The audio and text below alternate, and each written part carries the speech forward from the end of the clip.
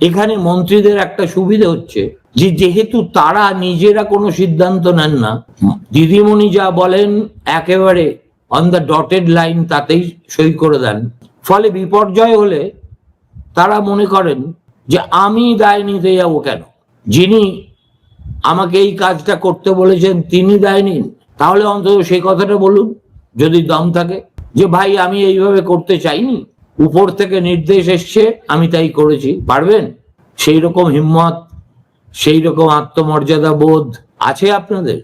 এই একটা বিষয়ে, এসএলএসটি নিয়োগের বিষয়ে রাজ্য সরকার, এসএসসি এবং পশ্চিমবঙ্গের মধ্যশিক্ষা পর্ষদ এরা তিনজন নিজেদের মধ্যে সাঁট করে হিমালয়ান স্ক্যান্ডালকে চেপে দেওয়ার জন্য যেরকম বেপরোয়া ভাবে চেষ্টা করেছে, তার নজির ভারতবর্ষে কোথাও আছে কি? আমার পাল্টা প্রশ্ন।